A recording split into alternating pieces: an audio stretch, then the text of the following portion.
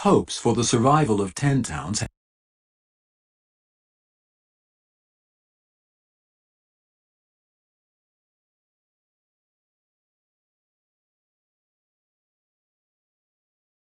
Audible Frontiers presents The Crystal Shard, written by R.A. Salvatore, narrated by Victor Bavine. Prelude. The demon sat back on the seat it had carved in the stem of the giant mushroom. Sludge slurped and rolled around the rock island, the eternal oozing and shifting that marked this layer of the abyss. Ertu drummed its clawed fingers, its horned ape-like head lolling about on its shoulders as it peered into the gloom. "Where are you, Tel'Shaz?" the demon hissed, expecting news of the relic. Kryn Shinnepan pervaded all of the demon's thoughts. With the shard in its grasp, Ertu could rise over an entire layer, maybe even several layers. And Ertu had come so close to possessing it. The demon knew the power of the artifact. Ertu had been serving 7 liches when they combined their evil magics and made the crystal shard. The liches, undead spirits of powerful wizards that refused to rest when their mortal bodies had passed from the realms of the living, had gathered to create the most vile artifact ever made, an evil that fed and flourished off of that which the purveyors of good considered most precious, the light of the sun. But they had gone beyond even their own considerable powers. The forging actually consumed the 7, Kryn Shinnepan stealing the magical strength that preserved the lich's undead state to fuel its own first flickers of life. The ensuing bursts of power had hurtled Ertu back to the abyss, and the demon had presumed the shard destroyed. But Kryn Shinnepan would not be so easily destroyed. Now, centuries later, Ertu had stumbled upon the trail of the crystal shard again. The crystal with a pulsating heart, an exact image of Kryn Shinnepan. Ertu knew was his body. The demon could sense the powerful presence of the relic. Remember them early, if only for grasp. But then Aldemenira, an angelic being of tremendous power, Aldemenira banished Ertu back to the abyss with a single word. Ertu peered through the swirling smoke in the air and heard the subtle footsteps. "Tel'Shaz?" The demon bellowed. "Yes, my master." The circle of demons, howling as it approached the mushroom throne. "Can he get it? Does Aldemenira have the crystal shard?" Tel'Shaz quivered and whimpered. "Yes, my lord." "No, my lord." To his evil way. "I could not destroy it." Goes down for the count. Kryn Shinnepan burned his hands. Huh? Ertu snorted. Beyond even the power of Aldemenira. Where is it then? Did you bring it? Or does it remain in the second crystal tower? Tel'Shaz whimpered again. It didn't want to tell its cruel master the truth, but it would not dare to disobey. "No, master. No. No! Fading fast! Where is it? Aldemenira threw it Through it? across the plains, merciful master, Tel'Shaz cried. with all of his strength." Across the very plains of existence. Ertu growled. I tried to stop him, but The horned head shot forward. Telshaz's words gurgled indecipherable as Ertu's canine maw tore its throat out. Far removed from the gloom of the abyss, Crenshinaban came to rest upon the world. Far up in the northern mountains of Faerûn, the crystal shadow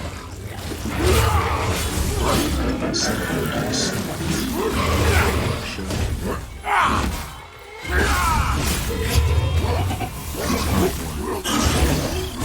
tempting. If I could choose what life would be mine, it would be this life that I now have at this time.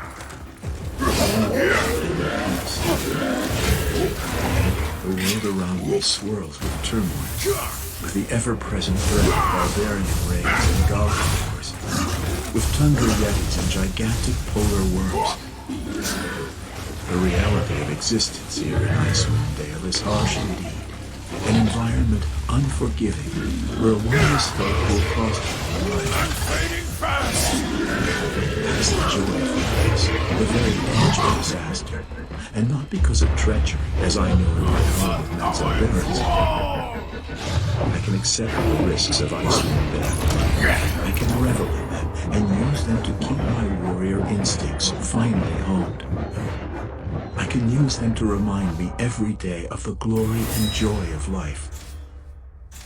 There is no complacency here, in this place where safety cannot be taken for granted, where a turn of the wind can pile snow over your head, where a single misstep on a boat can put you into water that will steal your breath away and render muscles useless in mere seconds, or a simple lapse on the tundra can put you in the belly of a fierce yeti. When you live with death so close, you come to appreciate life even more. And when you share that life with friends like those that I have come to know these last years, then you know paradise. Never could I have imagined in my years in Menzo Baronzon, or in the wilds of the Underdark, or even when I first came to the surface world, that I would ever surround myself with such friends as these.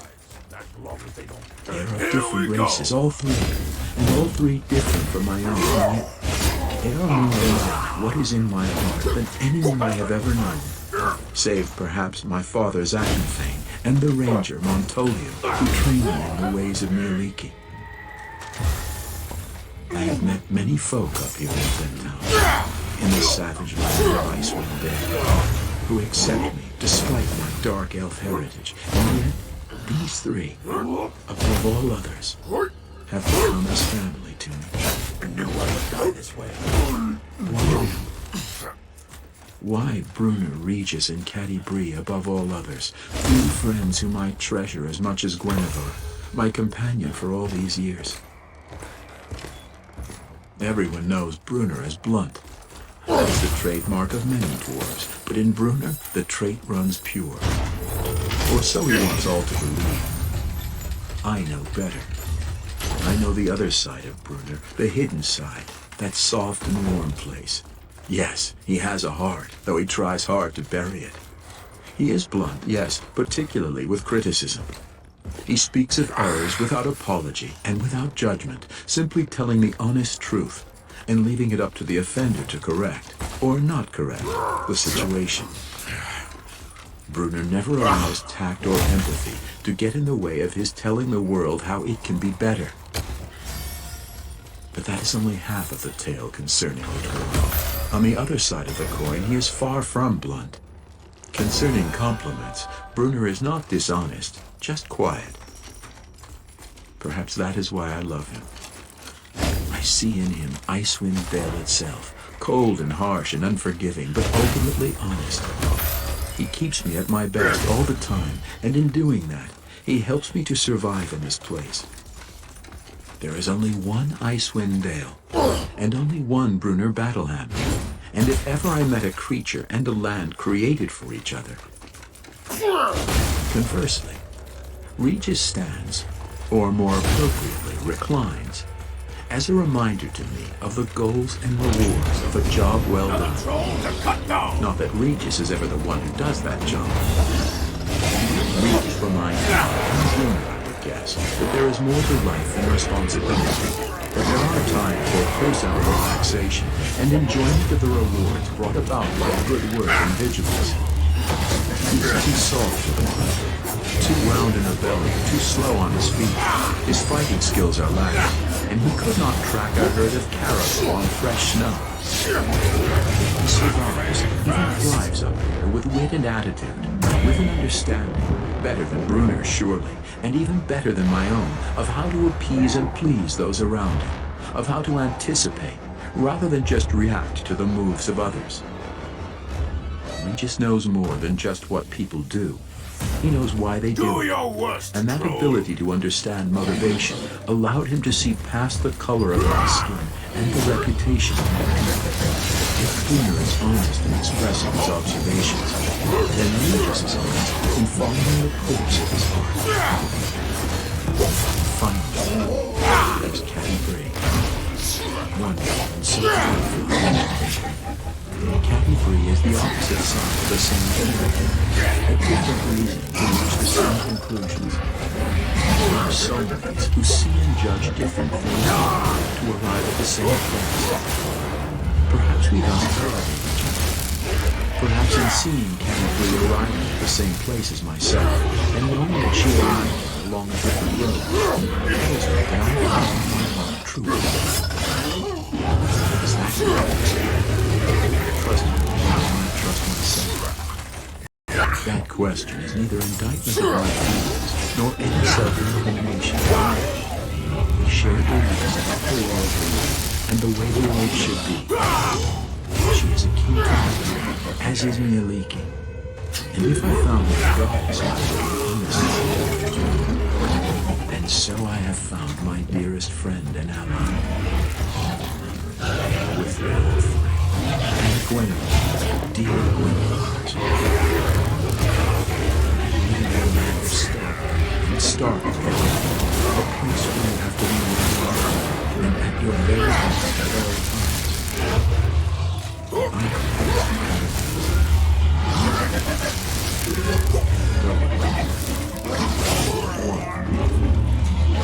Who's down for the count? The wizards gathered from the postcard of the arcade saw the snow-capped peak of Kelvin's cairn rising from the flat horizon. They were more than a little relieved. The hard journey from Luskan to the remote frontier settlement known as Ten Towns had taken them more than 3 10 days. The first 10 day hadn't been too difficult. The troop held close to the Sword Coast, and though they were traveling along the northernmost reaches of the realms, the summer breezes blowing in off the trackless sea were comfortable enough. But when they rounded the westernmost spurs of the Sky Range, the mountain range that you were considered the northern boundary of civilization, and turned into Icewind Dale, the wizards quickly understood why they had been against making this journey. Icewind Dale, 1,000 square miles of barren, broken tundra, had been described to them as one of the most unwelcoming lands in all the realms. And within a single day of traveling on the northern side of the spine of the world, Elderly, Dendybar the Model, and the other wizards from Luskan considered a reputation well earned. Bordered by impassable mountains and sea, an expanding glacier on the east, and an unnavigable sea of countless icebergs on the north and west, Icewind Dale was attainable only through the pass between the spine of the world and the coast, a trail rarely used by any but the most hardy of merchants. For the rest of their lives, 2 memories would ring clear in the wizards' minds whenever they thought about this. 2 facts of life on Icewind Dale that travelers here never forget. The first was the endless moaning of the wind, as though the land itself was continuously groaning in torment. And the second was the emptiness of the water, year after mile of gray and broken horizon. The caravan's destination marked the only varying feature in all the day. ten small cubes positioned around the three legs of the ledge, under the shadow of the every mountain, Helga's kingdom. Like everyone else who came to this harsh land, the wizard sought to bring down the scrimshaw, the fine ivory carvings made from the head bones of the knucklehead trout which swam in the water of the lakes. Sorry, but even more than was held in easily the silver dagger slipped through the folds in the older man's robe, and then cut into the work of flesh. Mordecai the Red turned on his eyes locked into a wide, amazed setting that betrayed by the man he had raised as his own son for a quarter of a century. Akar Kessel let go of it and backed away from his master, horrified that the mortally wounded man was still standing. He ran out of distance for his retreat, stumbled to the rear wall of the small cabin the Wizards of Luskan had been given as temporary quarters by the host city of Easthaven. Kessel trembled visibly, pondering the grisly consequences he would face in light of the growing possibility that the magical expertise of the old mage had found a way to defeat even death itself. What terrible fate would his mighty mentor impose upon him for his betrayal? What magical torments could a true and powerful wizard, such as Mordecai, conjure that would outdo the most agonizing of the tortures conjured throughout the land? His gaze firmly on Kessel, even as the last light began to fill the dying eyes. He didn't ask why. He didn't even outwardly question Kessel about the possible motives. The game of power would involve something. That was always the essence of the truth. He was the instrument. The bumbling apprentice whose stuttering lips could barely call out the simplest of cantrips, possibly hoped to profit from the death of the only man who had ever shown him more than basic polite consideration.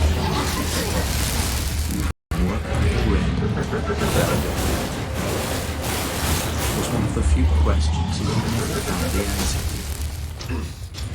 Kessel remained against the wall, needing its tangible support, and continued to shake for long minutes. Gradually, the confidence that had put him in this dangerous position began to grow as he Elderly, Dendybar the Mottled, and the other wizards who had made the trip had said so. With his master gone, he, Akar Kessel, would be rightfully awarded his own meditation chamber and alchemy lab in the host tower of the Arcane in Luskan. Eldaluke, Dendybar the Mottled, and the others had said so. It is done, then? The little man asked when Kessel entered the dark room designated as the meeting place. Kessel nodded. The red-robed wizard of Luskan shan't cast again now, he proclaimed too loudly for the likes of his fellow conspirators. Dendybar the Mottled, a frail little man tucked defensively within the alleyway's shadows, demanded in the same monotonous voice that he always used. Dendybar rarely spoke and never displayed any semblance of passion. Ever was he hidden beneath the low, cold cowl of his robe. There was something cold-blooded that unnerved most people who met him. Though the wizard was physically the smallest and least imposing man on the merchant caravan that had made the 400-mile journey to the frontier settlement of Tentacles, Kessel feared him more than any of the others. Mordecai the Red, my former master, is dead. Kessel reiterated softly. Akar Kessel, this day forward known as Kessel the Red, is now appointed to the Wizards Guild of Luskar. Easy, friend, said Eldaluke, putting a comforting hand on Kessel's nervously twitching shoulder. For battle, there will be time for a proper coronation when we return to the city. From behind Kessel's head. Kessel's mind was whirling, lost in a daydream search through all of the ramifications of his pending appointment. Never again would he be taunted by the other apprentices, boys much younger than he, who climbed through the ranks in the guild step by tedious step. They would show him some respect, for he would beat beyond even those who had passed him by in the earliest days of his apprenticeship into the honorable position of wizard. As his thoughts probed every detail of the coming days, though, Kessel's radiant face suddenly grayed over. He turned sharply from the the sun, his features tensed, as though he had discovered a terrible error. Elder Luke and several of the others in the alley became uneasy. They all fully understood the consequences if the Archmage of the host tower of the Arcade ever learned of their murderous deeds. The robe? Kessel asked. Should I have brought the red robe? Couldn't contain his angry chuckle, but Kessel took it as a comforting gesture from his newfound friend.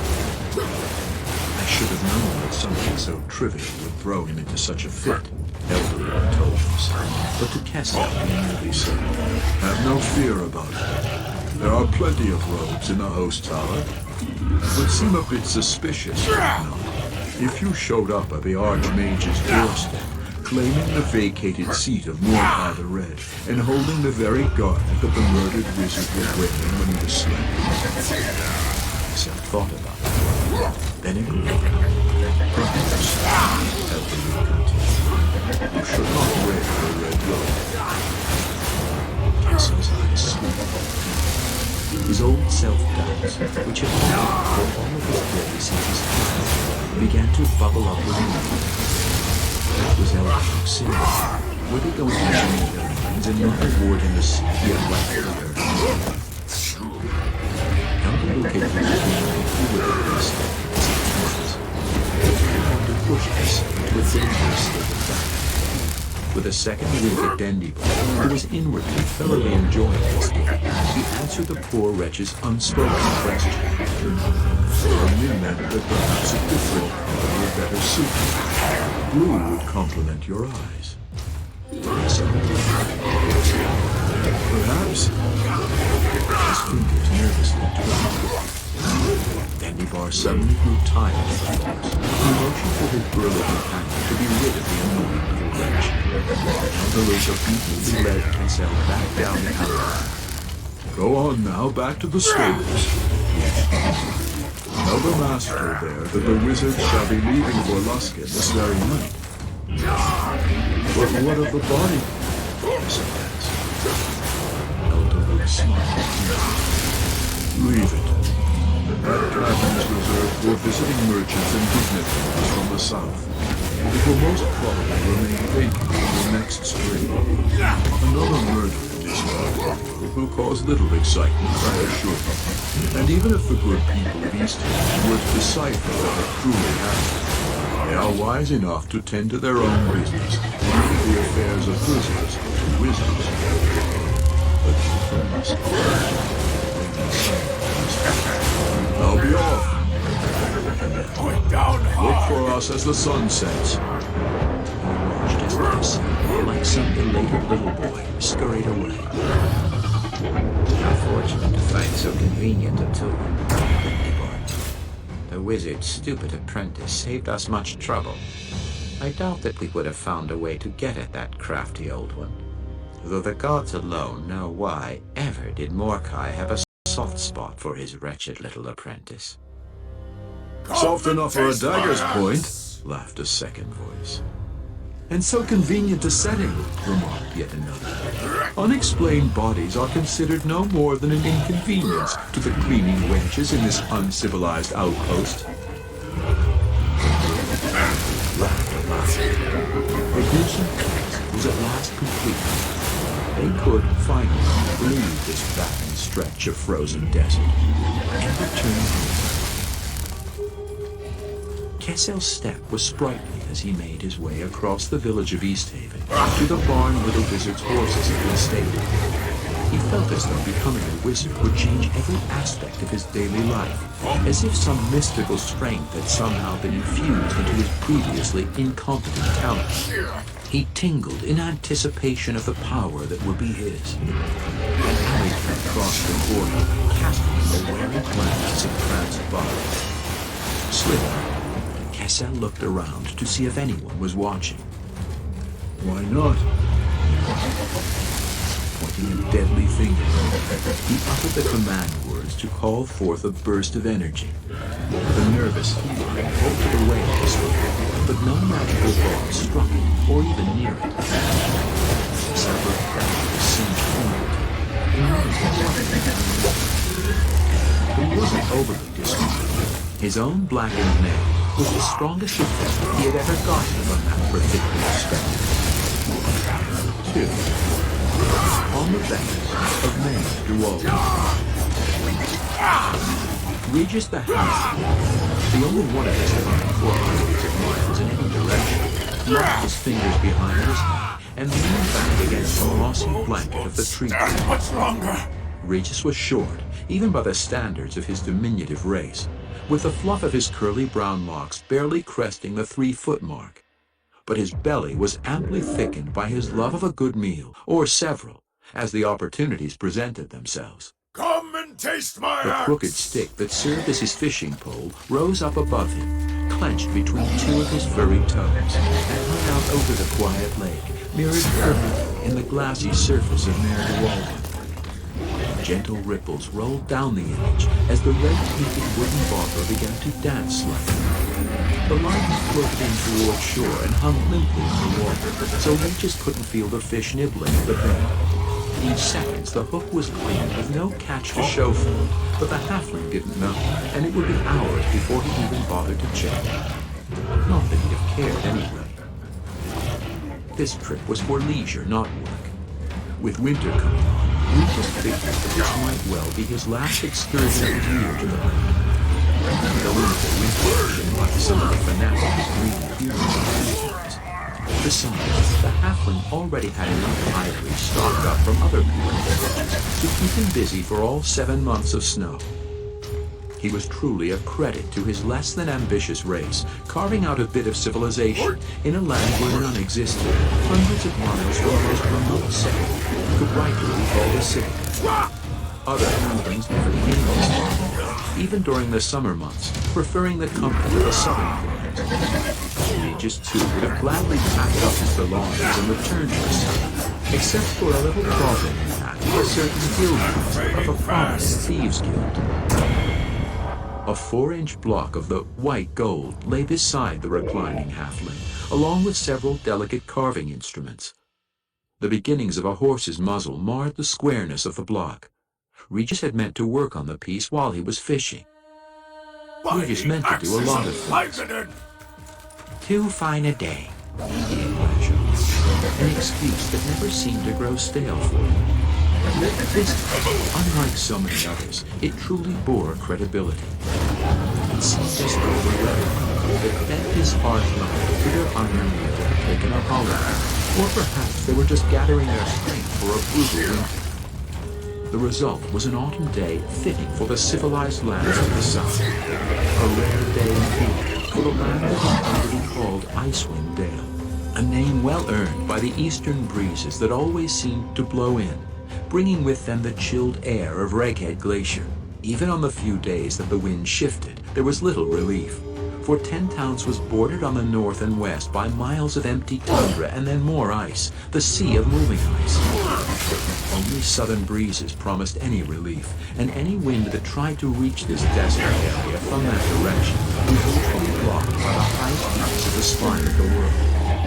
Regis managed to keep his eyes open for a while, filling up through the fuzzy wings of the fir trees as the puffy white crystals as they sailed across the sky on the mild breezes.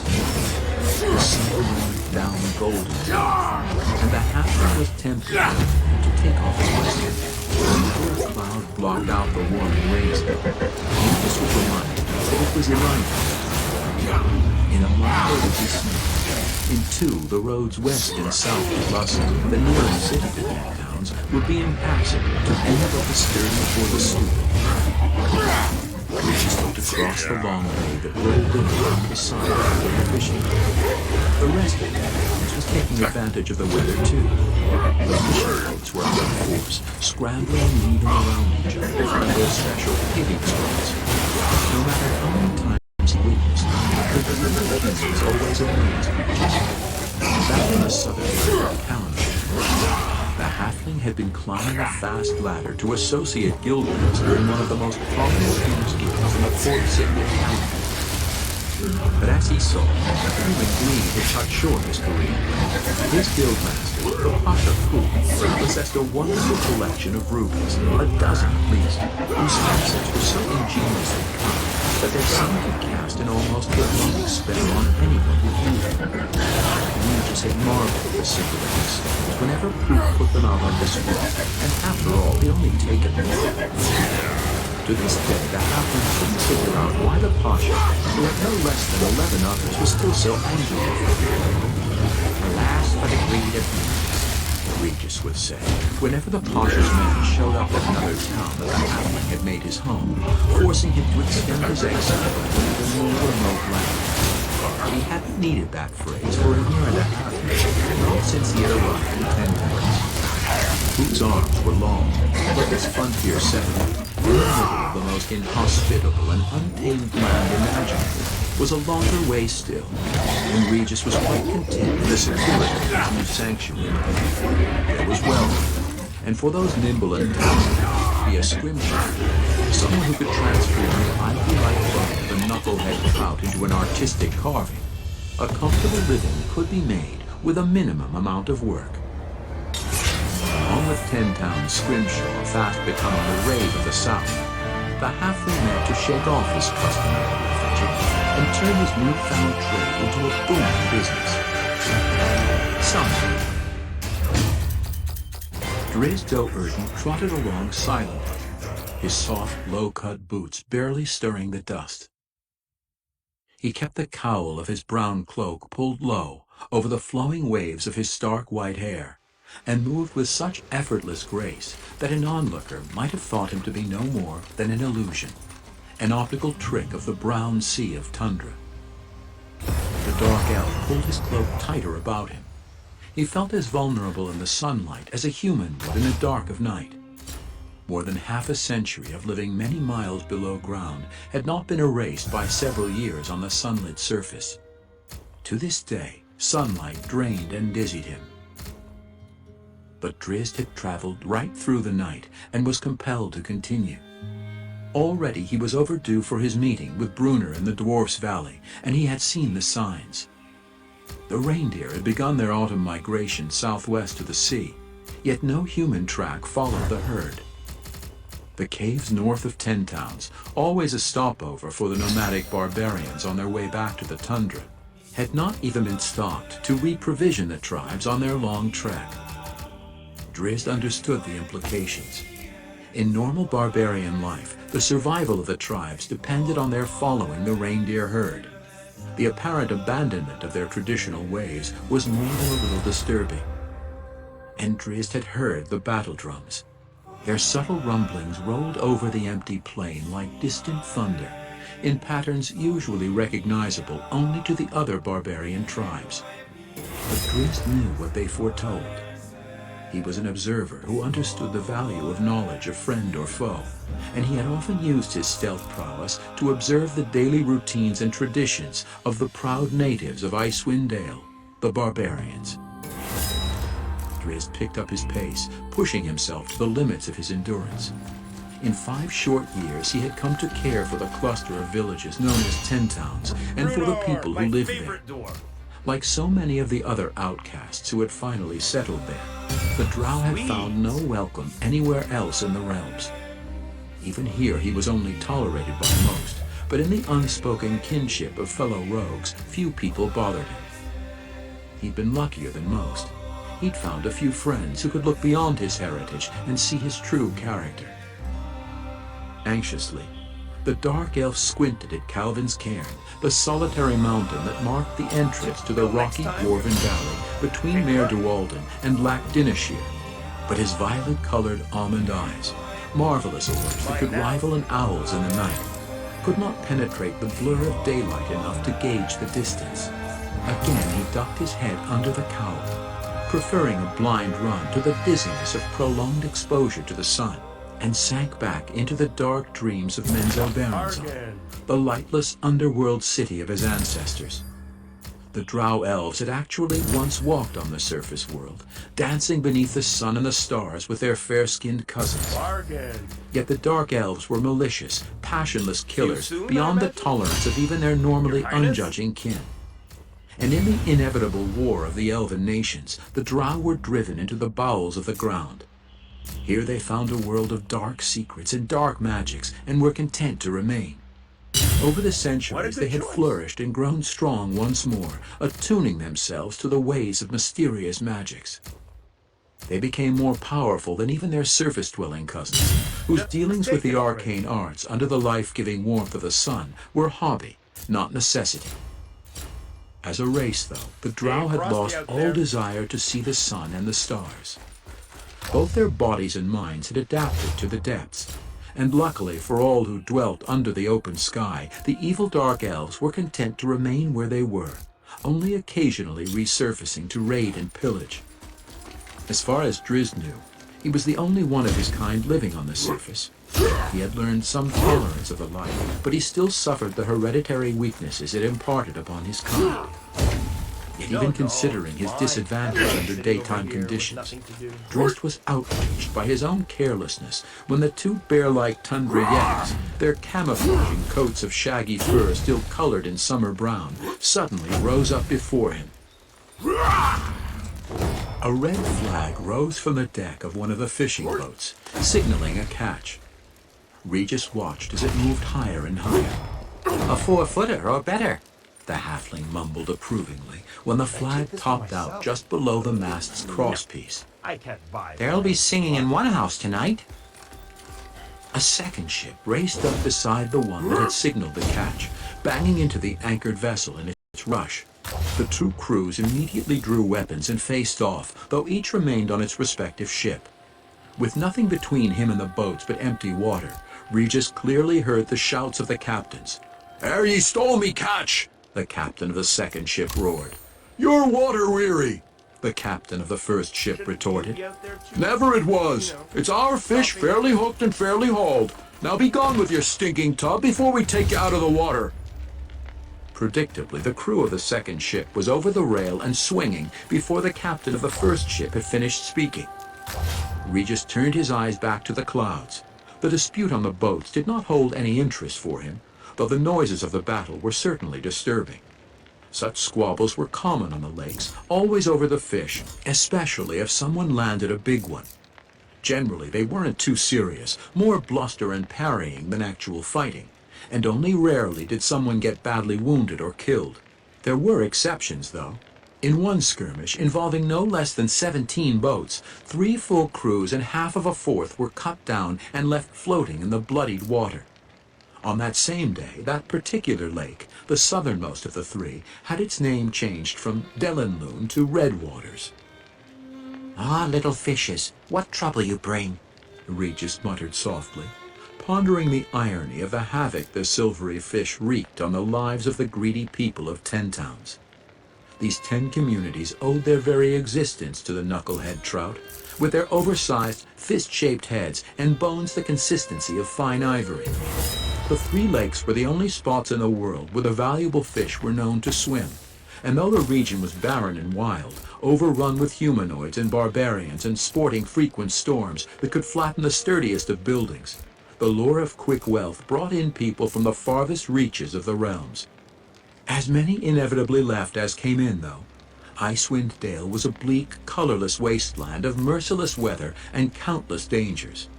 Death was a common visitor to the villagers, stalking any who could not face the harsh realities of Icewind Dale. Still, the towns had grown considerably in the century that had passed since the knuckleheads were first discovered. Initially, the 9 villages on the lake were no more than the shanties where individual frontiersmen had staked out a claim on a particularly good fishing hole. The 10th village, Bryn Shander, though now a walled, bustling settlement of several thousand people, had been merely an empty hill sporting a solitary cabin where the fishermen would meet once a year, exchanging stories and goods with the traders from Luskan. Back in the early days of 10 towns, a boat, even a one-man rowboat out on the lakes, whose waters year-round were cold enough to kill in minutes anyone unfortunate enough to fall overboard, was a rare sight. But now every town on the lakes had a fleet of sailing vessels flying its flag.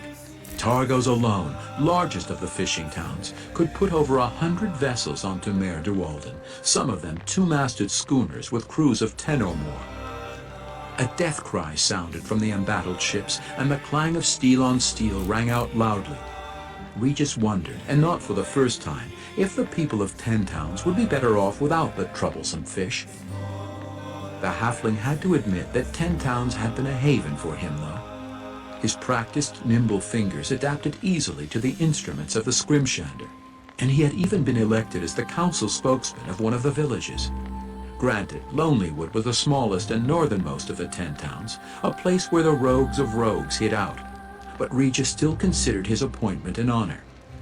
It was convenient as well.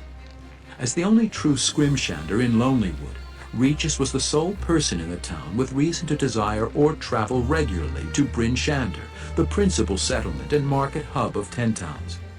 This had proved to be quite a boon to the halfling. He became the primary courier to bring the catches of Lonelywood's fishermen to market, for a commission equaling a 10th piece of the goods.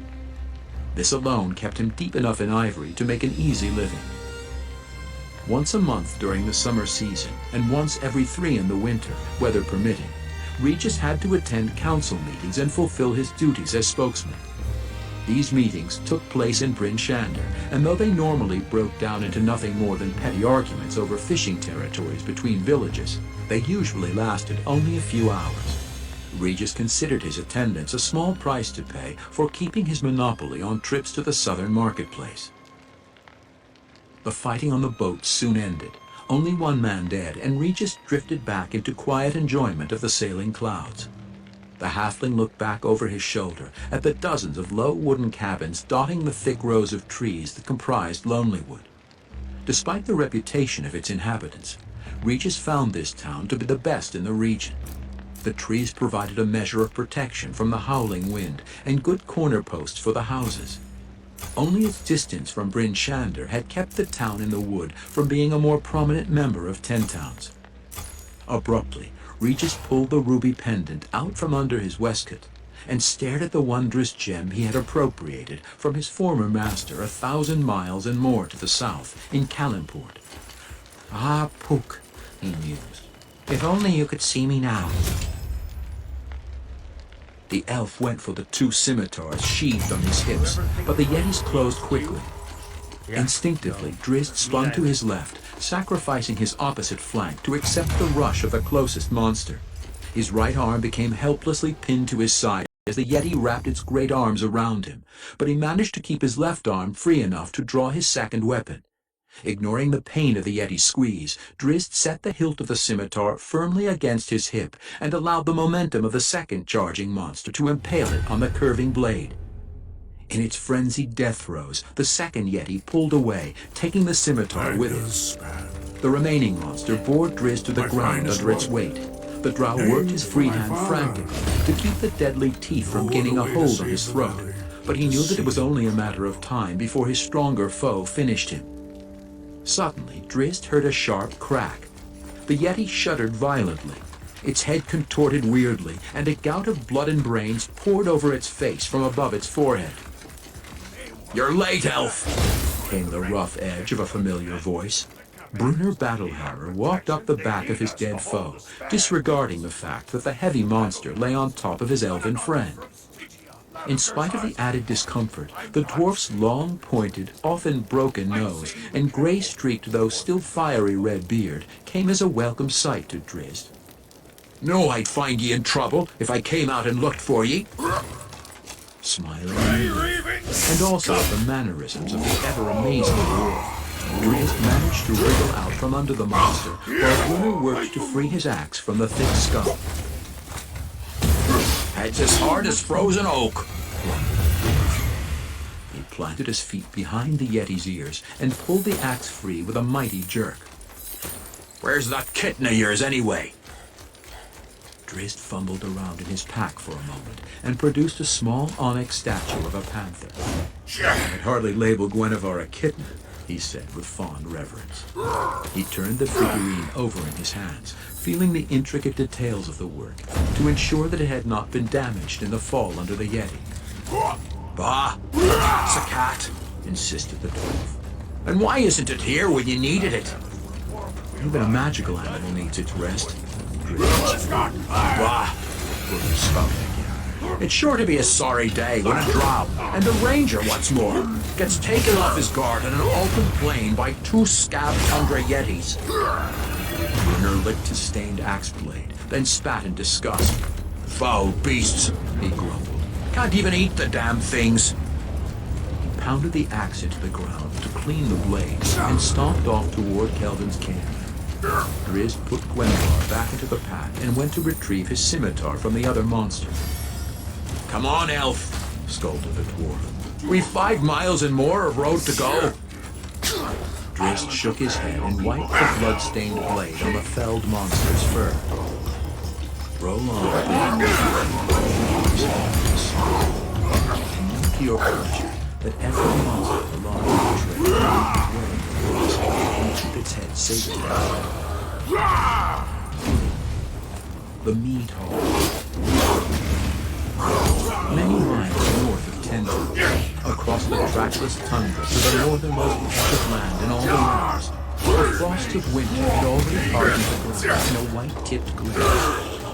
There were no mountains or trees to block the cold bite of the relentless eastern wind, carrying the frosty air from the lake's creation. The great birds of the sea of moving ice drifted slowly past, the wind howling off of their high-riding tips in a grim reminder of the coming season. For this entire valley will The nomadic tribes who summered there with the reindeer had not journeyed with the herd's migration southwest along the coast to the more hospitable sea on the south side of the peninsula. The unwavering flatness of the horizon was broken in one small corner by a solitary encampment, the largest gathering of barbarians this far north in more than a century. To accommodate the leaders of the respective tribes, several deerskin tents had been laid out in a circular pattern, each encompassed in its own ring of campfires. In the center of this circle, a huge deerskin hall had been constructed, designed to hold every warrior of the tribes. The tribesmen called it Hengarot, the Mead Hall, and to the northern barbarians this was a place of reverence, where food and drink were shared in toasts to Tempus, the god of battle. The fires outside the hall burned low this night, for King Heefstalk and the tribe of the Elk, the last to arrive, were expected in the camp before moonset. All the barbarians already in the encampment had assembled in Hengarot and begun the pre-council festivities. Great flagons of mead dotted every table, and good-natured contests of strength sprang up with growing frequency. Though the tribes often warred with each other, in Hengarot all differences were put aside. King Beorg, a robust man with tousled blonde locks, a beard fading to white, and lines of experience etched deeply into his tanned face, stood solemnly at the head table. Representing his people, he stood tall and straight, his wide shoulders proudly square. The barbarians of Icewind Dale stood a full foot and more above the average inhabitant of the towns, sprouting as though to take advantage of the wide and weary expanses of empty tundra. They were indeed much akin to their land. Like the ground they roamed over, their often bearded faces were brown from the sun and cracked by the constant wind, giving them a leathery, toughened appearance, a foreboding, expressionlessness that did not welcome outsiders. They despised the people of Ten Towns, whom they considered weak wealth chasers possessed of no spiritual value whatsoever. Yet one of those wealth chasers stood among them now in their most revered hall of meeting. At Beorg's side was Dubernazar, the dark-haired southerner, the only man in the room who was not born and bred of the barbarian tribes. The mousy Dubernazar kept his shoulders defensively hunched as he glanced nervously about the hall. He was well aware that the barbarians were not overly fond of outsiders, and that any one of them, even the youngest attendant, could break him in half with a casual flick of his huge hands. Hold steady! Beorg instructed the southerner. Tonight you hoist mead flagons with the tribe of the Wolf. If they sense your fear... He left the rest unspoken. But Dubernazar knew well how the barbarians dealt with weakness. The small man took a steadying deep breath and straightened his shoulders. Yet Beorg too was nervous. King Hifstad was his primary rival in the tundra, commanding a force as dedicated, disciplined, and numerous as his own. Unlike the customary barbarian raids, Beorg's plan called for the total conquest of 10 towns, enslaving the surviving fishermen and living well off of the wealth they harvested from the lakes. Beorg saw an opportunity for his people to abandon their precarious nomadic existence and find a measure of life they had never known. Everything now hinged on the ascent of Hifstad, a brutal king with only in personal glory and triumphant plunder.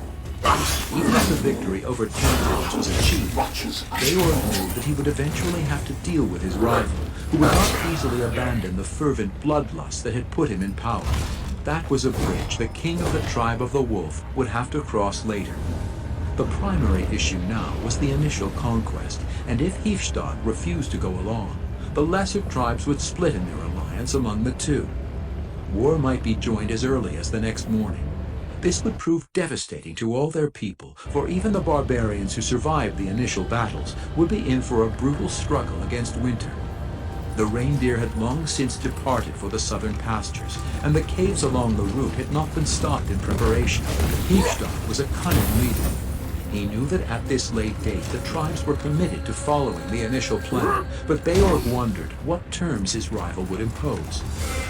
Beorg took comfort in the fact that no major conflicts had broken out among the assembled tribes, and this night, when they all met in a common hall, the atmosphere was brotherly and jovial, with every beard in Hengarot lathered in foam. Beorg's gamble had been that the tribes could be united by a common enemy and the promise of continued prosperity.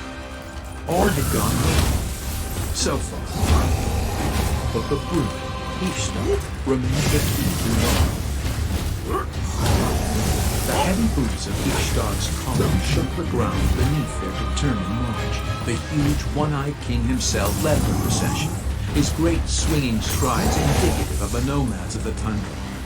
Intrigued by Beorg's proposal and wary of winter's early onset, the rugged king had chosen to march straight through the cold nights, stopping only for short periods of food and rest. Though primarily known for his ferocious proficiency in battle, Hifstad was a leader who carefully weighed his every move.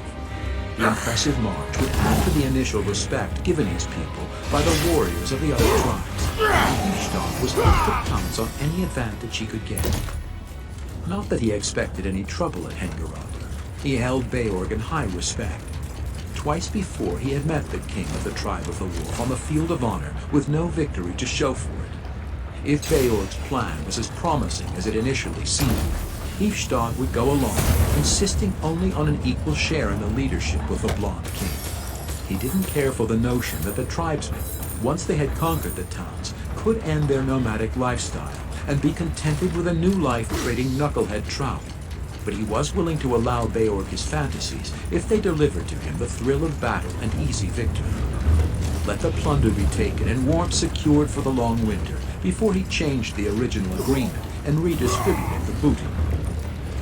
When the lights of the campfires came into view, the column quickened its pace. Sing, my proud warriors, Hifstad commanded. Sing hearty and strong. Let those gathered tremble at the approach of the tribe of the Elk. Beorg had an ear cocked for the sound of Hifstad's arrival. Knowing well the tactics of his rival, he was not surprised in the least when the first notes of the Song of Tempest rolled in from the night. The Blonde King reacted at once, leaping onto the table and calling silence to the gathering. Hearken, men of the north, he cried. Behold the challenge of the song. Hengarot immediately burst into commotion as the men dashed from their seats and scrambled to join the assembling groups of their respective tribes. Every voice was lifted in a common refrain to the god of battle, singing of deeds of valor and of glorious deaths on the field of honor. This verse was taught to every barbarian boy from the time he could speak his first words, for the Song of Tempest was actually considered a measure of the tribe's strength. The only variance in the words from tribe to tribe was the refrain that identified the singers. Here the warriors sang a crescendo pitch, for the challenge of the song was to determine whose call to the god of battle was most clearly heard by Tempus. Hifstag led his men right up to the entrance of Hengerot. Inside the hall, the calls of the tribe of the Wolf were obviously drowning out the others, but Hifstag's warriors matched the strength of Beorg's men. One by one, the lesser tribes fell silent under the dominance of the Wolf and the Elk. The challenge dragged on between the two remaining tribes for many more minutes, neither willing to relinquish superiority in the eyes of their deity. Inside the mead hall, men of the beaten tribes nervously put their hands to their weapons. More than one war had erupted on the plains because the challenge of the song could determine no clear winner. Finally, the flap of a tent opened, admitting Hifstag's standard-bearer, a youth, tall and proud, with observing eyes that carefully weighed everything about him and belied his age. He put a whalebone horn to his lips and blew a clear note. Simultaneously, according to tradition, both tribes stopped their singing. The standard-bearer walked across the room toward the host king, his eyes never blinking or turning away from Beorg's imposing visage, though Beorg could see the youth mocked the expressions that were upon him. Hifstag had chosen his herald well, Beorg thought. Good King Beorg, the standard-bearer began when all commotion had ceased, and other assembled kings. The tribe of the Elk asks leave to enter Hengerot and share mead with you, that we might join together in toast to Tempus. Beorg studied the herald a bit longer, testing to see if he could shake the youth's composure with an unexpected delay. The herald did not blink or turn aside his penetrating stare, and the set of his jaw remained firm and confident. Granted, answered Beorg, impressed, and well met. And he mumbled under his breath, a pity that Hifstag is not possessed of your patience. I announce Hifstag, king of the tribe of the Elk, the herald cried out in a clear voice. Son of Thorolf the Strong, son of Angar the Brave, thrice killer of the Great Bear, twice conqueror of Termalain to the south, who slew Ragdoning, king of the tribe of the Bear, in single combat in a single stroke. This drawing uneasy shuffles from the tribe of the Bear, and especially their king, Halfdane, son of Ragdoning. The herald went on for many minutes, listing every deed, every honor, every title accumulated by Hifstag during his long and illustrious career.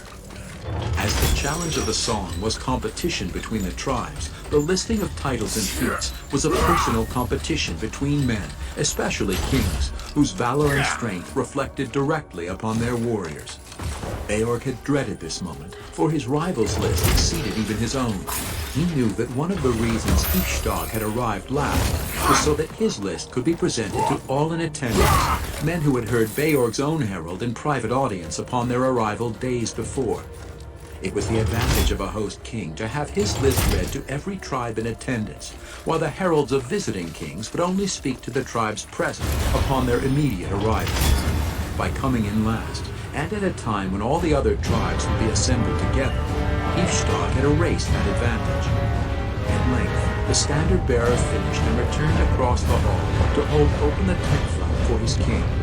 Hifstag strode confidently across Hengerot to face Beorg. If men were impressed with Hifstag's list of valor, they were certainly not disappointed by his appearance. The red-bearded king was nearly 7 feet tall, with a barrel-shaped girth that dwarfed even Beorg's.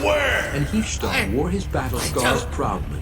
One of his eyes had been torn out by the antlers of a reindeer, and his left hand was hopelessly crumpled from a fight with a holy.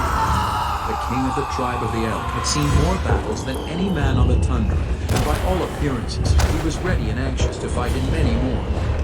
The two kings eyed each other sternly, neither blinking or diverting his glance for even a moment. The wolf or the elk?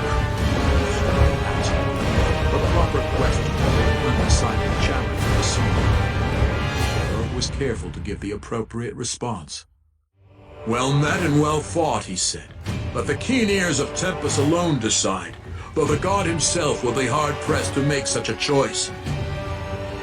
With the formalities properly carried out, the tension eased from Hifstag's face. He smiled broadly for a while. Well met, Beorg. king of the tribe of the Wolf. It does me well to face you and not see my own blood staining the tip of your deadly spear. Stark's friendly words conveyed surprise.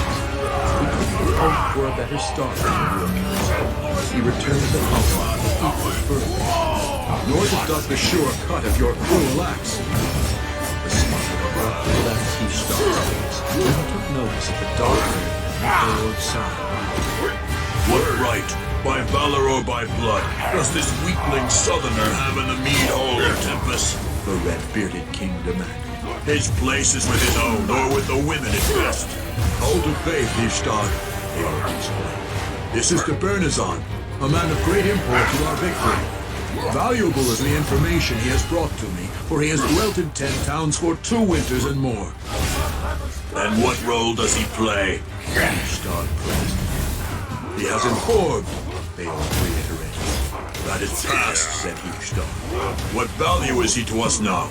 Certainly he cannot fight beside warriors such as ours. Beorg cast a glance at the Bernazon, wiping back his own contempt for the dog who had betrayed his people in a pitiful attempt to save his own armies. Plead your case, Southerner, and may Tempest find a place in his field for your bones. De Bernazon tried futilely to match the iron gaze of Hifstad. He cleared his throat and spoke as loudly and confidently as he could. When the towns are conquered and their wealth secured, you shall need one who knows the southern marketplace. I am that man. At what price? A respectable position. Bah, Snorted Hifstad. he would betray his own, he would betray us. King tore the axe from his belt and lurched into Bernazon. Beorg grimaced, knowing that this critical moment could defeat the entire plan. With his mangled hand, Hifstad grabbed de Bernazon's oily black hair and pulled the smaller man's head to the side, exposing the flesh of his neck. He swung his axe mightily at the target, his gaze locked onto the southerner's face. But even against the unbending rules of tradition, Beorg had rehearsed de Bernazon well for this moment. The little man had been warned in no uncertain terms that if he struggled at all, he would die in any case.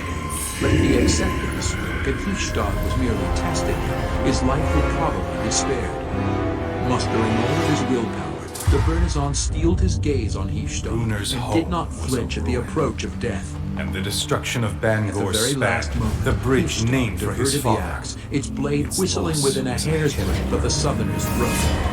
Hifstad released the The man from his dwarves had to grasp, abandon but he continued to hold him in the intense Chased lock from of their his single homes by the goblin and her big remnants. An honest man accepts all challenges of his chosen king. His threats and worse, and answered Trying the to keep call his of voice Crench. as steadfast.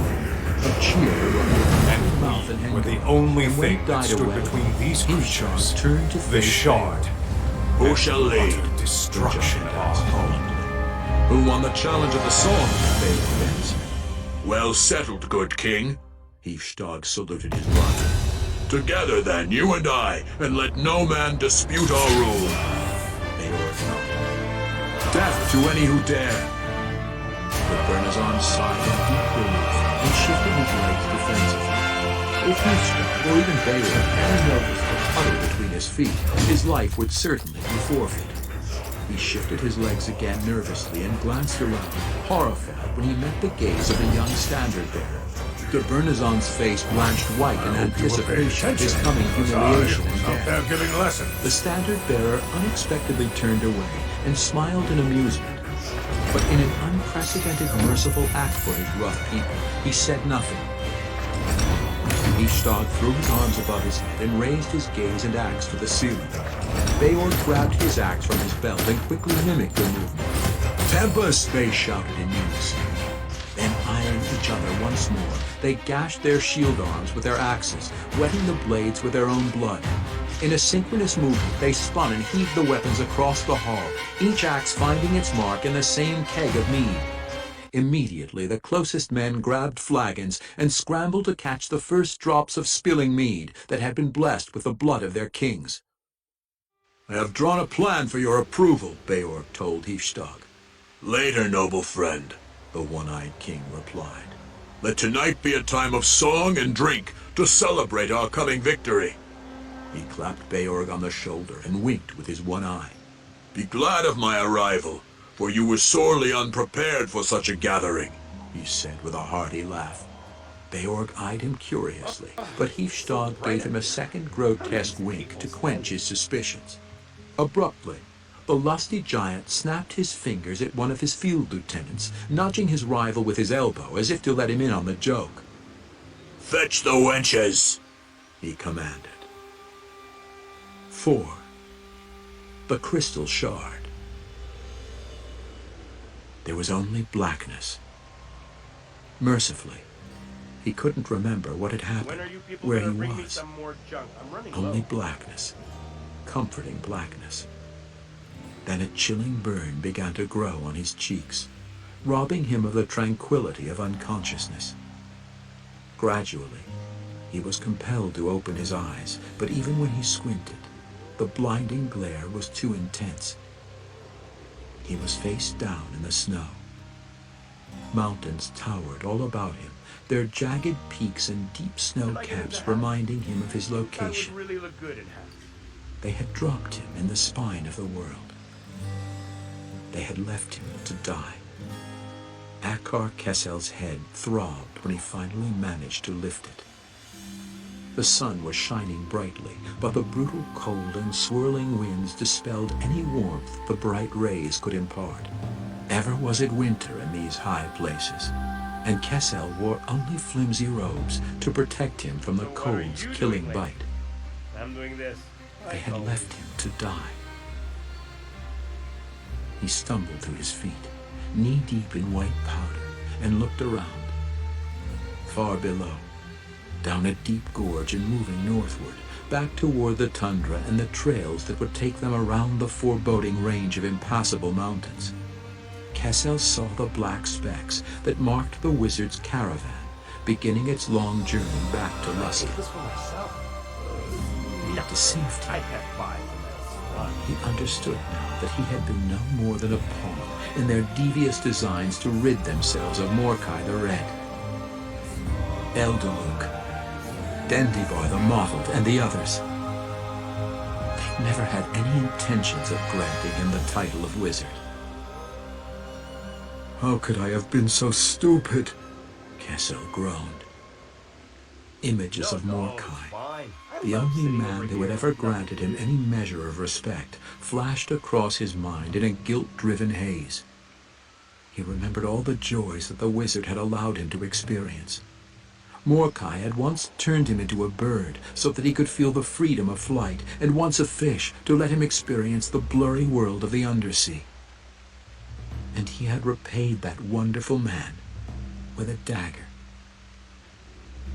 Far down the trails, the departing wizards heard Kessel's anguished scream echoing off the mountain walls.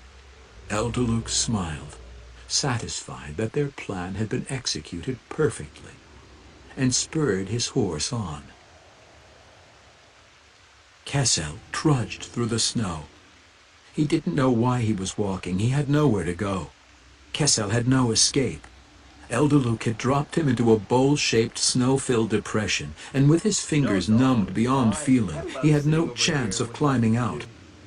He tried again to conjure a wizard's fire. He held out his outstretched palm skyward, and through chattering teeth uttered the words of power. Nothing. Not even a wisp of smoke. So he started moving again. His legs ached. He almost believed that several of his toes had already fallen away from his left foot. But he didn't dare remove his boot to verify his morbid suspicion. He began to circumnavigate the bowl again, following the same trail he had left behind on his first pass. Abruptly, he found himself veering toward the middle. He didn't know why, and in his delirium, he didn't pause to try and figure it out. All the world had become a white blur, a frozen white blur. Kessel felt himself falling. He felt the icy bite of the snow on his face again. He felt the tingling that signaled the end of the life of his lower extremities. Then he felt warmth. Imperceptible at first, but growing steadily stronger. Something was beckoning to him. It was beneath him, buried under the snow, yet even through the frozen barrier, Kessel felt the life-giving glow of its warmth. He dug. Visually guiding hands that could not feel their work, he dug for his life. And then he came upon something solid and felt the heat intensify. Scrambling to push the remaining snow away from it, he managed at last to pull it free. He couldn't understand what he was seeing. He blamed it on delirium. In his frozen hands, Akar Kessel held what appeared to be a square-sided icicle. Yet its warmth flowed through him, and he felt the tingles again, this time signaling the rebirth of his extremities. Kessel had no idea what was happening, and he didn't care in the least. For now he had found hope for life, and that was enough. He hugged the crystal shard to his chest and moved back toward the rocky wall of the dell, searching out the most sheltered area he could find. Under a small overhang, huddled in a small area where the heat of the crystal had pushed the snow away, Akar Kessel survived his first night in the spine of the world. His bedfellow was the crystal shard, Crenshinabon, an ancient, sentient relic that had waited throughout ages uncounted for one such as he to appear in the bowl. Awakened again, it was even now pondering the methods it would use to control the weak-willed Kessel. It was a relic enchanted in the earliest days of the world, a perversion that had been lost for centuries, to the dismay of those evil lords who sought its strength. Crenshinabon was an enigma, a force of the darkest evil that drew its strength from the light of day. It was an instrument of destruction, a tool for scrying, a shelter and home for those who would wield it. But foremost among the powers of Crenshinabon was the strength it imparted to its possessor. Akar Kessel slept comfortably, unaware of what had befallen him. He knew only and cared only that his life was not yet at an end. He would learn the implications soon enough. He would come to understand that he would never again play the role of stooge to pretentious dogs like Elduluk, Dendibar the Mottled, and the others. He would become the Akar Kessel of his own fantasies, and all would bow before him. Respect, he mumbled from within the depths of his dream. A dream that Crenshinabon was imposing upon him. Akar Kessel, the tyrant of Icewind Dale. Kessel awakened to a dawn that he thought he would never see. The crystal shard had preserved him through the night, yet it had done much more than simply prevent him from freezing. Kessel felt strangely changed that morning. The night before, he had been concerned only with the quantity of his life, wondering how long he could merely survive. But now he pondered the quality of his life. Survival was no longer a question. He felt strength flowing within him. A white deer bounded along the rim of the bowl. venison. Kessel whispered aloud. He pointed a finger in the direction of his prey and spoke the command words of a spell, tingling with excitement as he felt the power surge through his blood. A searing white bolt shot out from his hand, felling the heart where it stood. Venison, He declared, mentally lifting the animal through the air toward him without a second thought to the act, though telekinesis was a spell that hadn't even been in the considerable repertoire of Mordecai the Red, Kessel's sole teacher. Though the shard would not have let him, Kessel the Greedy did not stop to ponder the sudden appearance of abilities he'd felt long overdue him. Now he had food and warmth from the shard, yet a wizard should have a castle, he reasoned, a place where he might practice his darkest secrets undisturbed.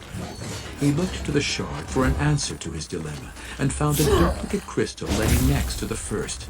Instinctively, so he presumed, though in reality it was another subconscious suggestion from Crenshinabon that guided him. Kessel understood his role in fulfilling his own request. He knew the original shard at once from the warmth and strength that it exuded, but this second one intrigued him as well, holding an impressive aura of power of its own. He took up a copy of the shard and carried it to the center of the bowl, setting it down on the deep snow. Ipsum, Dal, Abdur. He mumbled without knowing why or even what it meant. Kessel backed away as he felt the force within the image of the relic began to expand. It caught the rays of the sun and drew them within its depths. the area surrounding the bowl fell into shadow as it stole the very light of day. It began to pulse with an inner rhythmic light. Crystal cultists had come to the It brink began to grow. and erected necrotic It obelisks widened to at the foster base, the nearly raising filling of the bowl, raids. and for a while Kessel feared that he would be crushed against the rocky walls. And in accordance with the crystal's widening, its tip rose up into the morning sky, keeping the dimensions aligned with its power source. Then it was complete, still an exact image of Crenshinabon, but now of mammoth proportions. A crystalline tower. Somehow, the same way Kessel knew anything about the crystal shard, he knew its name. Kryshal Tirith. Kessel would have been contented, for the time being at least, to remain in Kryshal Tirith and feast off of the unfortunate animals that wandered by. He had come from a meager background of unambitious peasants, and though he outwardly boasted of aspirations beyond his station, he was intimidated by the implications of power. He didn't understand how or why those who had gained prominence had risen above the common rabble, and even lied to himself, passing off the accomplishments of others and, conversely, the lack of his own, as a random choice of fate. Now that he had power within his grasp, he had no notion of what to do with it. But Crenshinabon had waited too long to see its return to life wasted as a hunting lodge for a puny human. Kessel's wishy-washiness was actually a favor from the relic's perspective. Over a period of time, it could persuade Kessel to follow almost any course of action with its nighttime messages. And Crenshinabon had the time. The relic was anxious to again taste the thrill of conquest, but a few years did not seem long to North. It would hold the bumbling Kessel.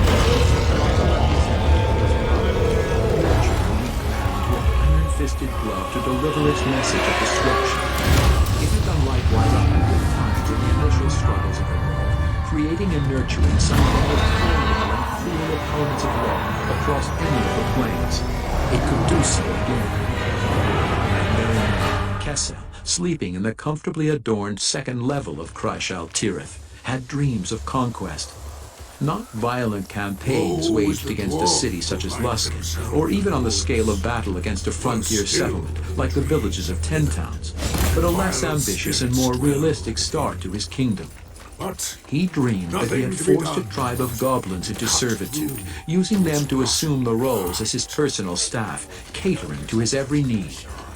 When he awakened the next morning, he remembered the dream and found that he liked the idea. Later that morning, Kessel explored the third level of the tower, a room like all the others, made of smooth yet stone-strong crystal, this particular one filled with various scrying devices. Suddenly, an urge came over him to make a certain gesture and speak an arcane word of command that he assumed he must have heard in the presence of Morthar. He complied with the feeling and watched in amazement as the dimension within the depths of one of the mirrors of the room suddenly swirled in a gray fog. When the fog cleared, an image came into focus. Kessel recognized the area depicted as a valley he had passed a short distance down the trail, when Elderly, Dendybar the Model, and the others had left him to die. The image of the region was bustling with a tribe of goblins at work constructing a campsite. These were nomads, probably, for warbands rarely brought females and young ones along on their raids. Hundreds of caves dotted the sides of these mountains, but they weren't numerous enough to hold the tribes of orcs, goblins, ogres, and even more powerful monsters.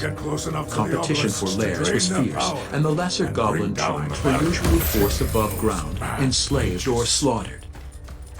How convenient, Kessel mused, wondering if the subject of his dream had been a coincidence or a prophecy.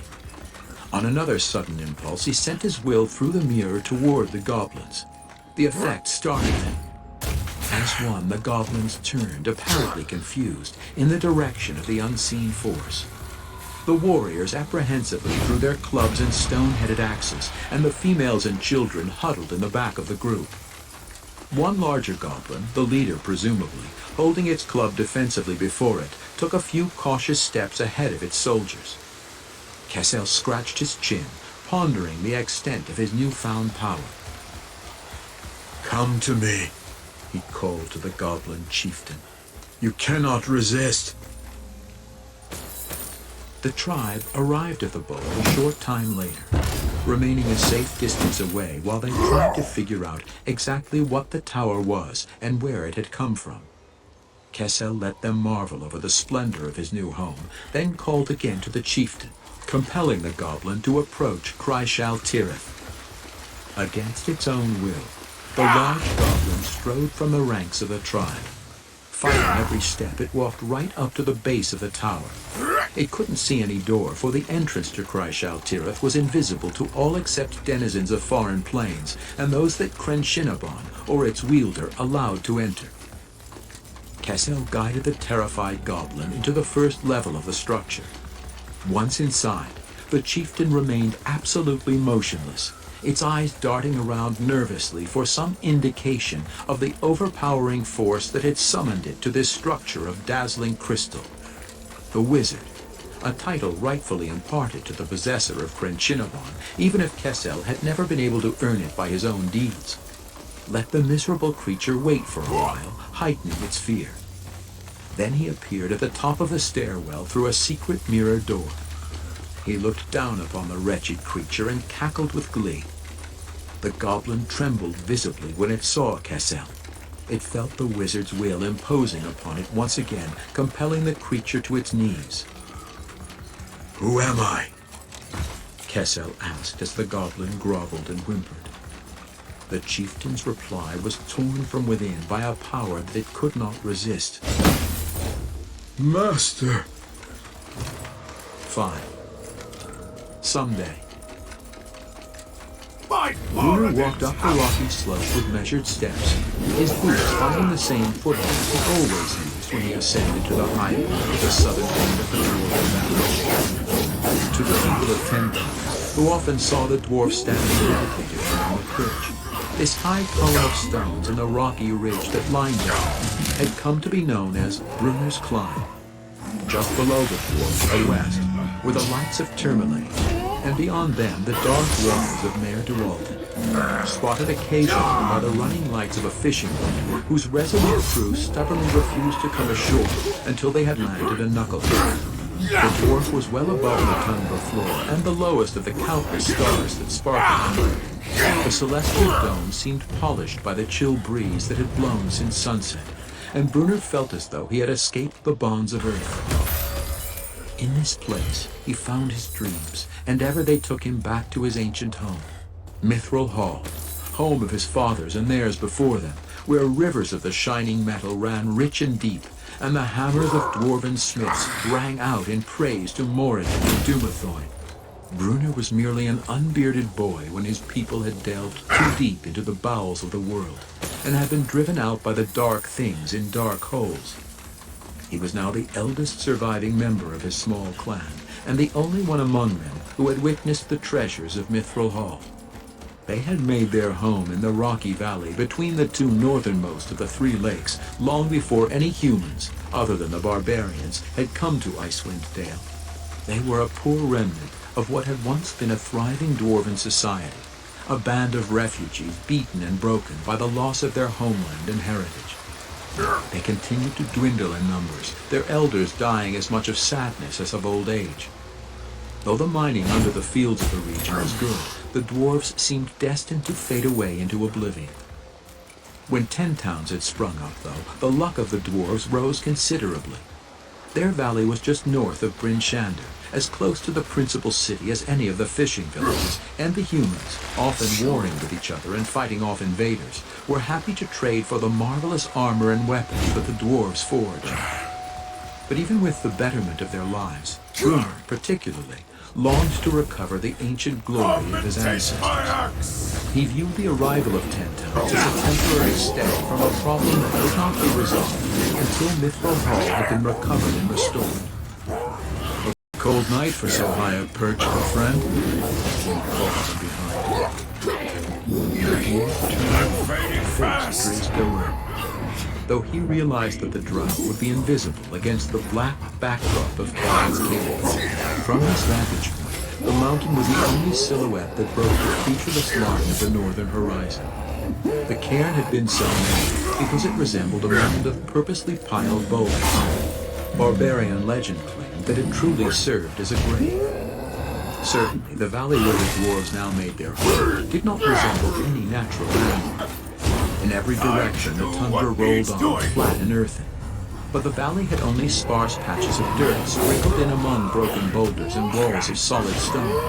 It and the mountain on its northern border were the only features in all of Icewind Dale with any mentionable quantities of rock, as if they had been misplaced by some god in the earliest days of creation. Drizzt noted the glazed look of his friend's eyes. "You seek the sights that only your memory can see," he said, well aware of the dwarf's obsession with his ancient homeland. "A sight I'll see again," Brunner insisted. "We'll get there, Elf." "We do not even know the way." "Roads can be found," said Brunner, "but not until ye look for them." "Someday, my friend," Drizzt humored. In the few years that he and Brunner had been friends, the dwarf had constantly badgered Drizzt about accompanying him on his adventure to find Mithril Hall. Drizzt thought the idea foolish, for no one that he had ever spoken with had even a clue as to the location of the ancient dwarven home, and Brunner could only remember disjointed images of the silvery halls. Still, the drow was sensitive to his friend's deepest desire, and he always answered Brunner's pleas with a promise of someday. "We have more urgent business at the moment," Drizzt reminded Brunner. Earlier that day, in a meeting in the dwarven halls, the drow had detailed his findings to the dwarves. "You're sure they'll be coming then?" Brunner asked now. "Their charge will take the stones of Kelvin's cairn," Drizzt replied as he left the darkness of the mountain silhouette and joined his friend.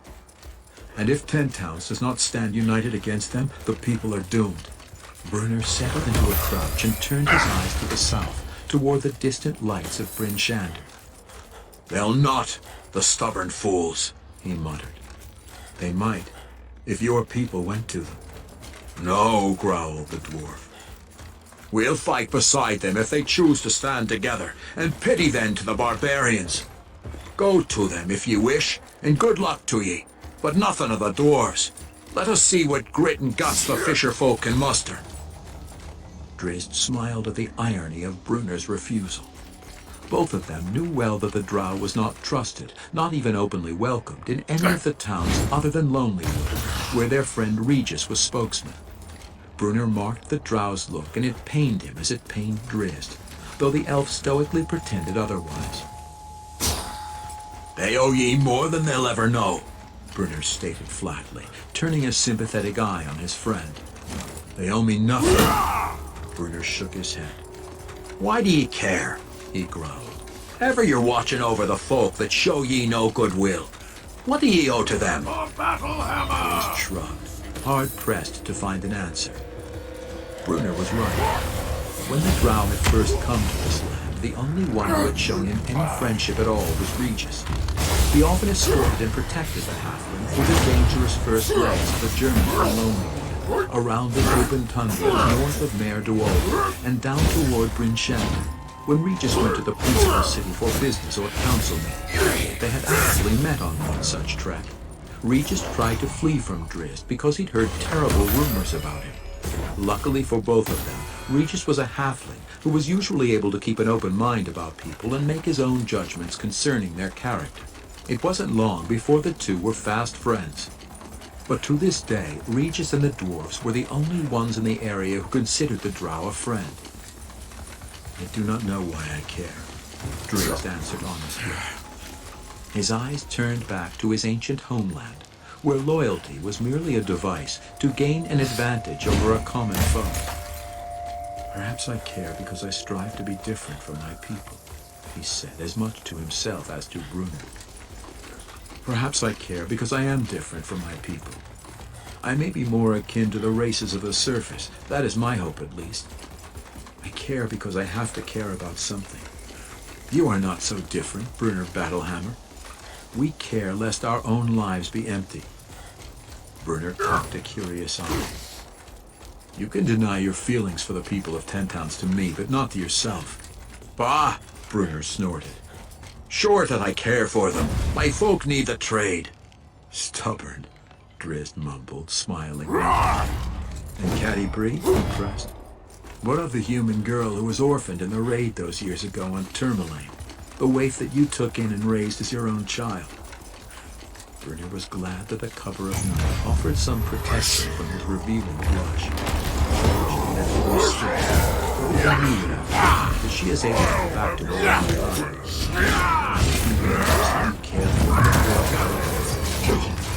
Shut your mouth. She's a serving wench. It makes my life a bit easier. But don't ego getting sappy about her. Stubborn. More loud this time. Yet one more card to this discussion. What of myself? Dwarves are not overly fond of the light, let alone the drow. How do you justify the friendship I wish? I have nothing to offer you in return but my own friendship. Why do you care? He bring me news when...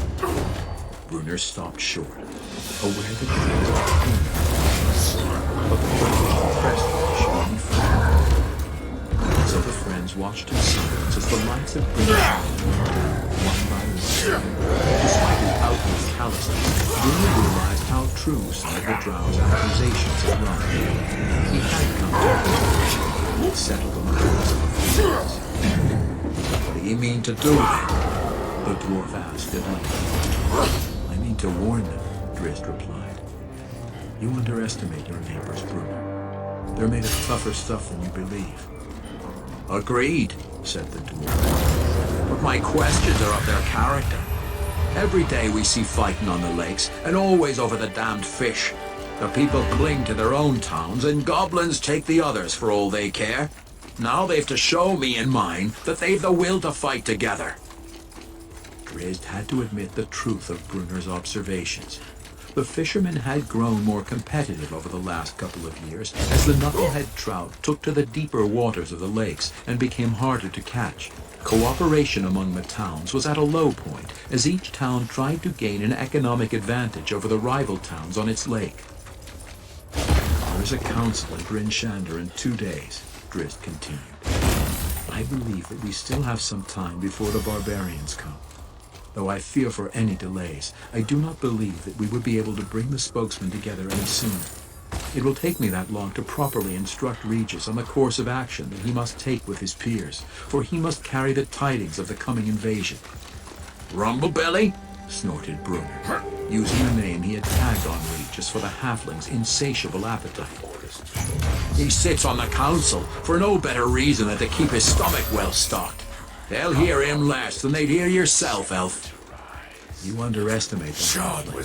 More so, even when you underestimate the people of Tentacles. The old as the carries the stone. A fine cut gem, but no more, Bruenor insisted. I've seen it myself, and it holds no spell on me. The magic is too subtle for this old dwarf, and perhaps not strong enough to penetrate the thick skull. But it is there. I see it clearly and know the legend of such a stone. Regis may be able to influence the council more than you would believe, and certainly more than I could. Let us hope so. For you know as well as I that some of the spokesmen might be reluctant to pursue any plan of unity, whether in their arrogant independence or in their belief that a barbarian raid upon some of their less protected rivals might actually help their own selfish ambitions. Shander remains the key. But the principal city will only be spurred to action if the major fishing towns, Targos in particular, join in. You know that East Haven will help, said Bruenor. They're ever ones for bringing all of the towns together. And Lonelywood too, with Regis speaking. The Kemp of Targos surely believes that his walled city is powerful enough to stand alone, whereas its rival Tourmaline would be hard-pressed to hold back the Horde. He's not likely to join anything that includes Tourmaline. And you're in for more trouble then, Drow. But without Kemp, you'll never get Koenig and Denneval to shut up. That is where Regis comes in, Drizzt explains. The ruby he possesses can do wondrous things, I assure you. Again ye speak of the power of the stone, Bruenor said. But Rumblebelly claims that his master of old had 12 of the things, he reasoned. Mighty magics don't come in dozens. Regis said that his master had 12 similar stones, Drizzt corrected. In truth, the halfling had no way of knowing if all 12 or any of the others were magical. Why would the man have given the only one a power to Rumblebelly? Drizzt left the question unanswered, but his silence soon led Bruenor to the same inescapable conclusion. Regis had a way of collecting things that didn't belong to him, and though the halfling had explained the stone as a gift... 6.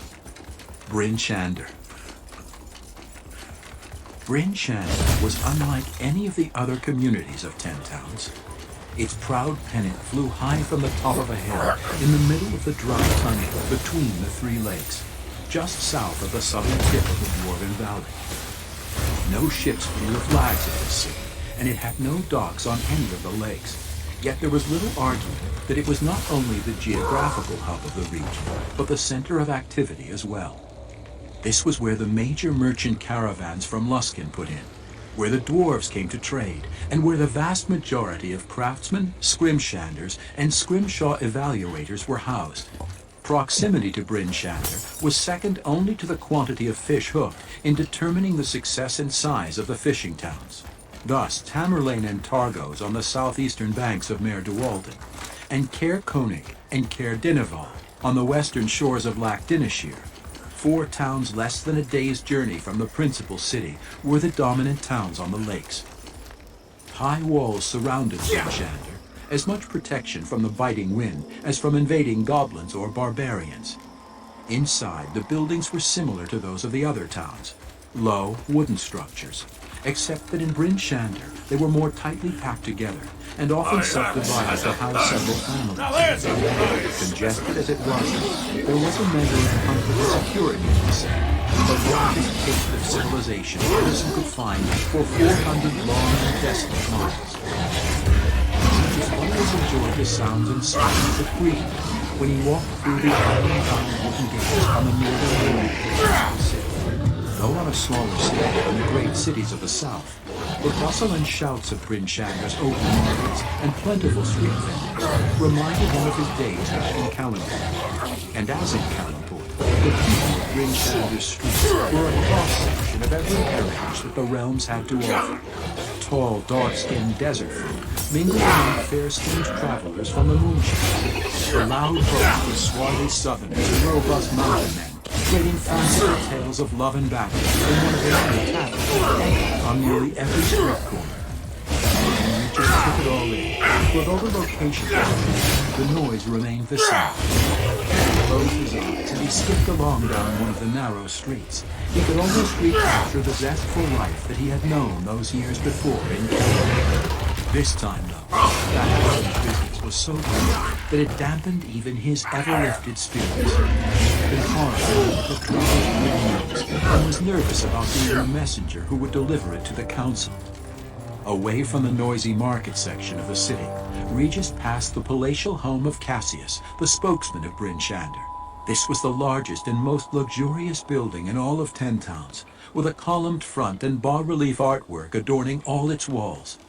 It had originally been built for the meetings of the 10 spokesmen, but as interest in the councils had died away, Cassius, skilled in diplomacy and not above using strong-arm tactics, had appropriated the palace as his official residence and moved the council hall to a vacant warehouse tucked away in a remote corner of the city. Several of the other spokesmen had complained about the change, but though the fishing towns could often exert some influence on the principal city in matters of public concern, they had little recourse in an issue as trivial to the general populace as this. Cassius understood his city's position well, and knew how to keep most of the other communities under his thumb. The militia of Bryn Shander could defeat the combined forces of any 5 of the other 9 towns combined, and Cassius's officers held a monopoly on connections to the necessary marketplaces in the south. The other spokesmen might grumble about the change in the meeting place, but their dependence on the principal city would prevent them from taking any action against Cassius. Regis was the last to enter the small hall. He looked around at the 9 men who had gathered at the table and realized how out of place he truly was. He had been elected spokesman because nobody else in Rome cared enough to sit in the council. But his peers had attained their positions through valorous and heroic deeds. They were the leaders of their communities, the men who had organized the structure and defenses of the towns. Each of these spokesmen had seen a score of battles and more, for goblin and barbarian raiders descended upon Tentown more often than sunny days. It was a simple rule of life in Swindale that if you couldn't fight, you couldn't survive. And the spokesmen of the council were some of the most proficient fighters in all of 10 towns. Regis had never been intimidated by the spokesman before, because normally he had nothing to say in council. Lonelywood, a secluded town hidden away in a small, thick wood of fir trees, asked for nothing from anyone. And with an insignificant fishing fleet, the other 3 towns it shared Mayor de Walden with imposed no demands upon it. Regis never offered an opinion unless pressed, and had been careful always to cast his vote on an issue in the way of the general consensus. And if the council was split on an issue, Regis simply followed Leader Cassius. In 10 towns, one couldn't go wrong by following Bryn Shander. This day, though, Regis found that he was intimidated by the council. The grim news that he bore would make him vulnerable to their bullying tactics and often angry reprisals. He focused his attention on the 2 most powerful spokesmen, Cassius of Bryn Shander and Kemp of Targos, as they sat at the head of the rectangular table and chatted. Each looked the part of rugged frontiersmen, not too tall but barrel-chested, with gnarled and knotted arms, and a stern demeanor that frightened friend and foe alike. Cassius, though, hardly seemed a warrior. He was small of frame, with neatly trimmed gray hair, and a face that never showed a hint of stubble. His big, bright blue eyes forever seemed locked into a pure contentment. But anyone who had ever seen the spokesman from Bryn Shander raise a sword in battle, or maneuver his charge on the field, had no doubts concerning his fighting prowess or his bravery. Regis truly liked the man, yet he was careful not to fall into a situation that left him vulnerable. Cassius had earned a reputation for getting what he wanted at another's expense. "Come to order," Cassius commanded, rapping his gavel on the table. The host spokesman always opened the meeting with the formalities of order, reading of titles and official proposals that had originally been intended to give the council an aura of importance, impressing especially the ruffians that sometimes showed up to speak for the more remote communities. But now, with the degeneration of the council as a whole, the formalities of order served only to delay the end of the meeting, to the regret of all 10 spokesmen. Consequently, the formalities were pared down more and more each time the group gathered, and there had even been talk of eliminating them altogether. When the list had finally been completed, Cassius turned to the important issues. "The first item on the agenda," he said, hardly glancing at the notes that were laid out, "concerns the territorial dispute between the sister cities, Caer Konig and Caer Dineval on Lac Dineshir. I see that Doram Lugar of Caer Konig has brought the documents that he promised at the last meeting, so I turn the floor over to him. Spokesman Lugar." Doram Lugar, a gaunt, dark-complected man, whose eyes never seemed to stop darting about nervously, nearly leaped out of his chair when he was introduced. "I have in my hand," he yelled, his uppermost fist closed upon an old parchment, "the original agreement between Caer Konig and Caer Dineval, signed by the leaders of each town." He shot an accusing finger in the direction of the spokesman from Caer Dineval. "Including your own signature, Jensen Brent." "An agreement signed during a time of friendship and in the spirit of goodwill," replied Jensen, a younger, golden-haired man with an innocent face that often gave him an advantage over people who judged him naive. "Unroll the parchment, Spokesman Lugar, and let the council view it. They shall see that it makes no provisions whatsoever for East Haven." East Haven could hardly be called even a hamlet when the agreement to divide the lake in half was signed, he explained, and not with a further knowledge. They had not a single boat to put in the walls. "Fellow spokesman!" Doram Lugar yelled, jolting some of them from the lethargy that had already begun to fuel. This same debate had dominated the last 4 councils, with no ground gained by either side. The issue held little importance or interest but the 2 spokesmen and the spokesman from East Haven. "Surely Caer Konig cannot be blamed for the rise of East Haven," Doran Lugar. "Who could have foreseen the East Way? referring to the straight and smooth road that Easthaven had constructed to Bryn Shander. It was enclosed and proved a boon to the small town in the southeastern corner of Lac Dinishir. Combining the appeal of a remote community with easy access to Bryn Shander had made Easthaven the fastest growing community in all of 10 towns, with a fishing fleet that had swelled to nearly rival the boats of Caer Dineval. "Who indeed?" retorted Jensen Brent, now a bit of fluster showing through his countenance. "It is obvious that Easthaven's growth has put Caer Dineval in stiff competition for the southern waters of the lake, while Caer Konig sails freely in the northern half. Yet Caer Konig has flatly refused to renegotiate the original terms to compensate for the imbalance. We cannot prosper under such conditions." He just knew that he had to act before the argument between Brent and Lugar got out of control. 2 previous meetings had been adjourned because of their volatile debates, and Regis couldn't let this council disintegrate before he had told them of the impending barbarian attack. He hesitated, having to admit to himself once again that he had no options and could not back away from this urgent mission. His haven would be destroyed if he said nothing. Although Drizzt had reassured him of the power he possessed, he retained his doubts about the true magic of the stone. Yet due to his own insecurity, a trait common among little folk, Regis found himself blindly trusting in Drizzt's judgment. The Drow was possibly the most knowledgeable person he had ever known, with a list of experiences far beyond the tales that Regis could tell. Now was the time for action, and the halfling was determined to give the Drow's plan a try. He closed his fingers around the little wooden gavel that was set out on the table before him. It felt unfamiliar to his touch, and he realized then that this was the first time that he had ever used the instrument. He tapped it lightly on the wooden table, but the others were intent on the shouting match that had erupted between Lugar and Brent. Regis reminded himself of the urgency of the Drow's news once again, and boldly pounded the gavel down. The other spokesmen turned immediately to the halfling, blank expressions stamped upon their faces. Regis rarely spoke at the meetings, and then only when cornered with a direct question. Cassius of Bryn Shander brought his heavy gavel down. "The council recognizes the spokesman from Lonelywood," he said. And from his uneven tone, Regis could guess that he had struggled to address the halfling's request for the floor seriously. "Fellow spokesman," Regis began tentatively, his voice cracking into a squeak. "With all due respect to the seriousness of the debate between the spokesman from Caer Dineval and Caer Konig, I believe that we have a more urgent problem to discuss." Jensen Brent and Dorim Lugar were livid at being interrupted, but the others eyed the halfling curiously. Good start, Regis thought. I've got their full attention. He cleared his throat, trying to steady his voice and sound a bit more impressive. "What a deal!" "I have learned beyond doubt that the barbarian tribes are gathering for a united attack on 10 towns. Though he tried to make the announcement dramatic, Regis found himself facing 9 apathetic and confused men.